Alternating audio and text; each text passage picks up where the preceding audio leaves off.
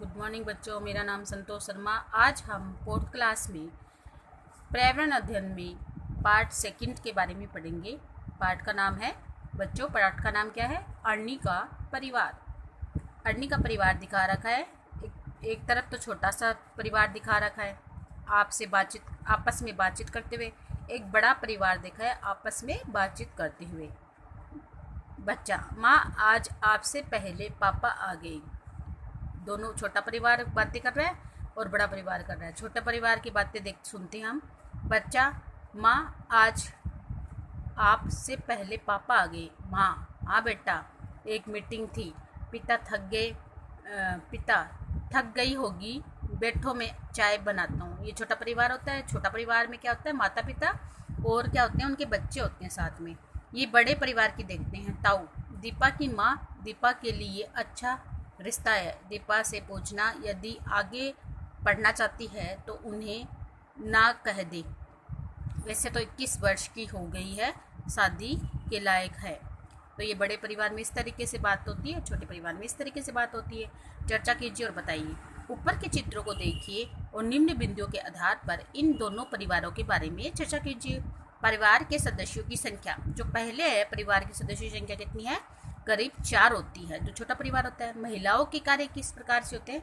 महिलाओं पर क्या होती है? पूरी जिम्मेदारी होती है घर की, और वो पूरा काम वही करती है। घर के कार्यों में पुरुषों का योगदान, घर के कार्य में छोटा परिवार होता है, घर के कार्यों में छोटा परिवार में घर के कार्यों में पुरुषों को भी योगदान देना पड़ता है।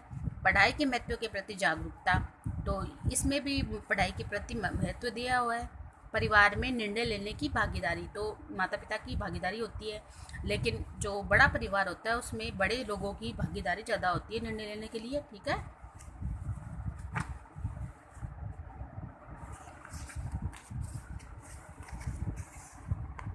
पहले चित्र में आपने देखा कि परिवार में माता पिता व बच्चे हैं। यह एक छोटा परिवार है। दूसरा चित्र संयुक्त परिवार का है। इसमें दादा दादी, माता पिता, ताऊ ताई जी, काका व उनका परिवार सभी एक साथ रह रहे हैं। कभी कभी किसी परिवार का एक या दो सदस्य ही होते हैं। सोचिए और लिखिए, आपका परिवार इनमें से किस प्रकार का है? तो हमारा परिवार बच्चों इसमें किस प्रकार का है? हमारा परिवार संयुक्त परिवार है। आपके परिवार में कौन कौन लोग हैं? हमारे परिवार में ताऊ जी है, ताई जी है, दादा दादी, पापा मम्मी और हम सब, और सारे बच्चे होते हैं। कम से कम करीब 10 से 12 सदस्य होते हैं। अपने आसपास देखिए, बताइए कि अधिकांश परिवार किस प्रकार के होते हैं। कुछ तो परिवार संयुक्त होते हैं, कुछ परिवार क्या होते हैं? एकल परिवार होते हैं। आप किस प्रकार के परिवार में रहना पसंद करेंगे? तो हम बच्चों, जो बड़ा परिवार होता है उसमें रहना पसंद करेंगे, क्योंकि उसमें बहुत अच्छे विचार मिलते हैं और साथ खेलने के लिए बच्चे भी खूब मिलते हैं। आपके परिवार में कौन कौन कमाने वाले होते हैं? दादाजी, ताऊ जी, चाचा जी, पापा, ये सब कमाने वाले होते हैं। आप बड़े होकर कमाने के लिए क्या काम करना पसंद करेंगे? तो बड़े होकर जो बच्चों हम बनना चाहते हैं वो पसंद करेंगे। मेरी लाडो खूब पढ़ेगी। पोलियो के कारण अन्नी को चलने में परेशानी होती थी, लेकिन वह चित्रकारी बहुत सुंदर करती थी। उसकी माँ उम्मा दीदी ने उसे बहुत प्रोत्साहित किया। अब उसका चयन national institute of fine art में हो गया, अतः अब उसे पढ़ने के लिए मुंबई जाना था।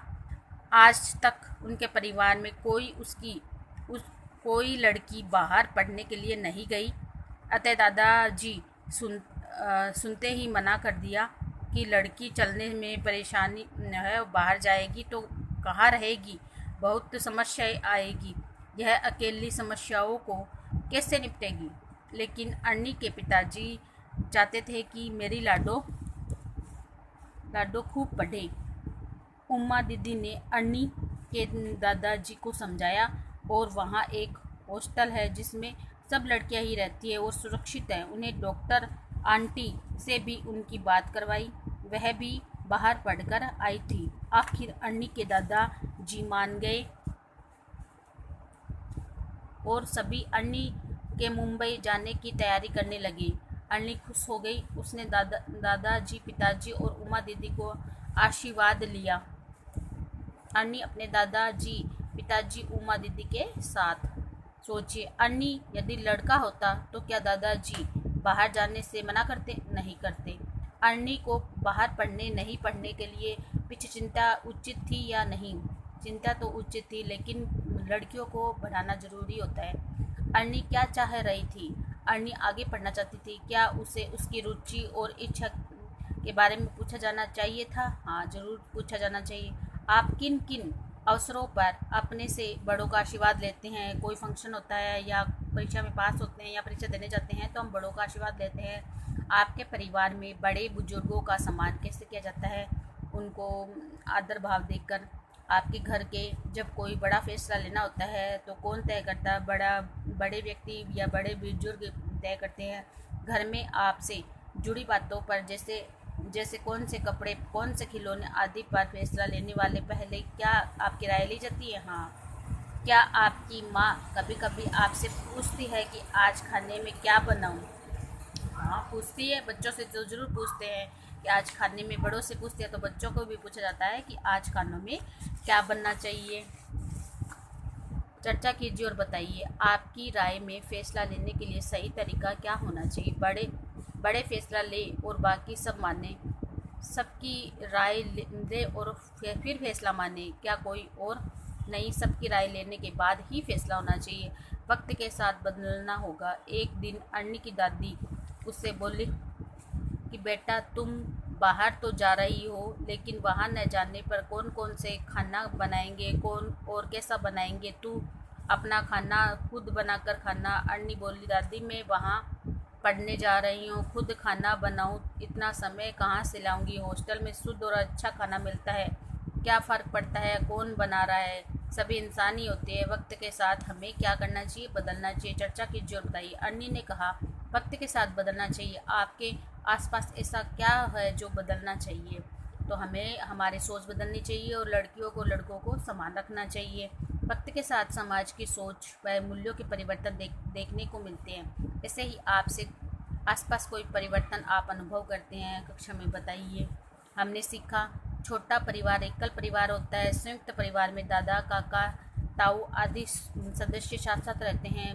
बेटियों को भी पढ़ाना चाहिए, उन्हें भी आगे बढ़ने का मौका देना चाहिए। परिवार के बड़े बुजुर्गों का सम्मान करना चाहिए। समय के साथ हमें अपनी सोच को बदलना चाहिए। जाना समझा आप बताइए।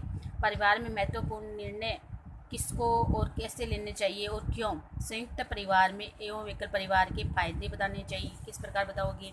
तो बच्चों, आज हमने अर्नी के परिवार के बारे में पढ़ा। अर्नी का परिवार कैसा था? अर्नी का परिवार संयुक्त था और सभी ने उसकी सहायता की, उसकी हेल्प की, उसको आगे पढ़ने के लिए प्रोत्साहन दिया। उसके दादा ने, उसके पापा ने, उसकी दादी ने और उसकी मम्मी और उसकी दीदी ने, सब ने उसको मिलकर उसको प्रोत्साहन किया आगे पढ़ने के लिए, आगे बढ़ने के लिए। तो हम सबको अपनी सोच बदलनी चाहिए। लड़कियों और लड़कों में फ़र्क को बदलना चाहिए।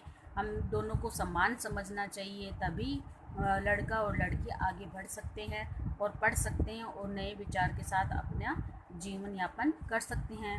तो बच्चों, आज हमने छोटे परिवार और बड़े परिवार में अर्नी की कहानी को समझते हुए आगे जाना है और हमें आगे भी पढ़ते रहेंगे। ठीक है। तो बच्चों, आज हमने जाना कि अर्नी किस तरीके से पढ़ रही है और किस तरीके से आगे बढ़ रही है और उसके परिवार ने उसको किस तरीके से सहयोग दिया। तो हम आगे और पढ़ेंगे। आज हमने अर्नी का परिवार पार्ट 2 पूरा कंप्लीट कर लिया है। कल हम और करेंगे आगे वाला चैप्टर। धन्यवाद।